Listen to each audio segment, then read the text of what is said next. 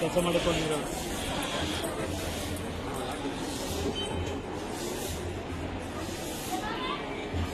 So ಇಲ್ಲಿ ಒಂದು team ಬಂದಿದೆ.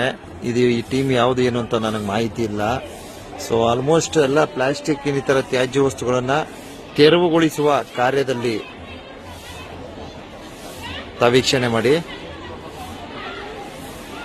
ನೋಡಿ. ಪ್ಲಾಸ್ಟಿಕ್ ಮತ್ತು ಇನ್ನಿತರ ತ್ಯಾಜ್ಯ ವಸ್ತುಗಳನ್ನ ತೆರವುಗೊಳಿಸುವ ಕಾರ್ಯದಲ್ಲಿ ತೊಡಗಿಕೊಂಡಿರ್ತಾರೆ.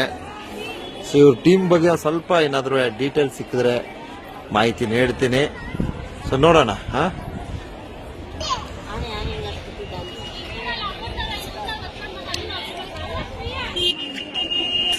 ಮೇಡಮ್ ಬನ್ನಿ ನಿಂತ್ಕೊಳ್ಳಿ. ಎಲ್ಲಾದ್ರೂ ಸರ್ ನಾ ಆಲ್ರೆಡಿ ವಾಯ್ಸ್ ಹಾಕೊಂಡಿದ್ದೀನಿ, ನೀವು ಸ್ಟಾರ್ಟ್ ಮಾಡಿ. ಸರ್ ನಮಸ್ತೆ ಸರ್, ನಮ್ಮ ಹೆಸರು ಗಣೇಶ್ ಅಂತ. ಸೊ ವಾಸವಿ ಪ್ರಥಮ ದರ್ಜೆ ಕಾಲೇಜು ಕೊಳ್ಳೇಗಾಲದಿಂದ.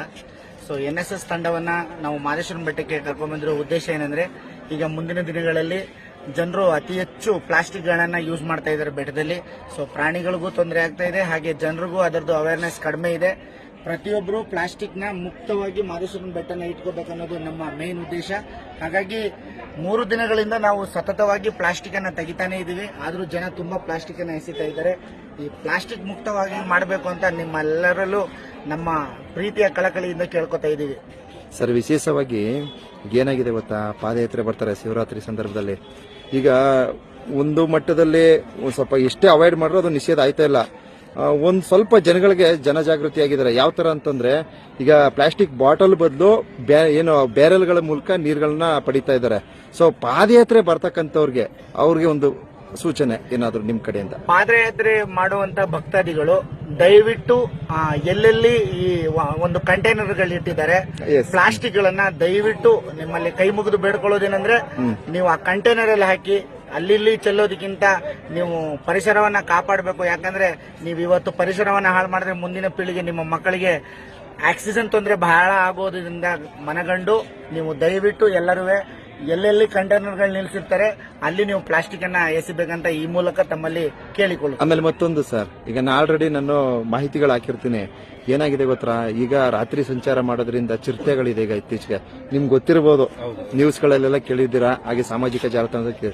ಇದ್ರ ಬಗ್ಗೆ, ಪ್ರಾಣಿ ಸಂಕುಲದ ಬಗ್ಗೆ ಸ್ವಲ್ಪ ಕಾಳಜಿ ವಹಿಸೋ ತರ ನಿಮ್ ಕಡೆಯಿಂದ ಒಂದು ಅನಿಸಿಕೆ ಹೇಳ್ಬಿಡಿ ಸರ್. ವನ್ಯಜೀವಿಗಳಿಗೆ ಅಲ್ಲಿ ಓಡಾಡಬೇಕು ಇಲ್ಲಿ ಓಡಾಡಬೇಕು ಅನ್ನೋದು ಏನೂ ಇರಲ್ಲ. ಅವು ಎಲ್ಲಿ ಬೇಕಾದ್ರೂ ಓಡಾಡಬಹುದು. ಹಾಗಾಗಿ ಪಾದಯಾತ್ರಿಗಳು ಬರುವಂತವರು ಬೆಳಕು ಬಂದ ಮೇಲೆ, ಬೆಳಕು ಮುಗಿದ ಮೇಲೆ ಬರ್ಲಿಕ್ಕೆ ಹೋಗ್ಬೇಡಿ ಒಳಗಡೆ. ಯಾಕಂದ್ರೆ ಪ್ರಾಣಿ ಪಕ್ಷಿಗಳು ಎಲ್ಲೆಲ್ಲಿ ಓಡಾಡ್ತವೆ ಅಂತ ಯಾರಿಗೂ ಗೊತ್ತಿಲ್ಲ.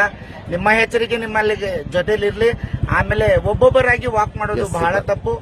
ಗುಂಪಲ್ಲಿ ಬಂದ್ರೆ ಅವಕ್ಕೂ ಭಯ ಇರ್ತವೆ. ಆ ಭಯ ಇರೋದ್ರಿಂದ ಪ್ರಾಣಿಗಳಿಗೆ ಭಯ ಬರ್ಸ್ಬೇಡಿ. ಯಾಕಂದ್ರೆ ಅವು ಸ್ವತಂತ್ರವಾಗಿ ಬದುಕುವಂತ ಜೀವಿಗಳು. ನೀವು ಬೆಳಿಗ್ಗೆ 6 ಗಂಟೆಗೆ ಮೇಲೆ ರಾತ್ರಿ 6 ಗಂಟೆ ಒಳಗಡೆ ಯಾರು ಬರಬಾರದು ಅಂತ ಈ ಮೂಲಕ ತಮ್ಮಲ್ಲಿ ಕೇಳಿಕೊಳ್ಳಿ. Super sir, super, thank you.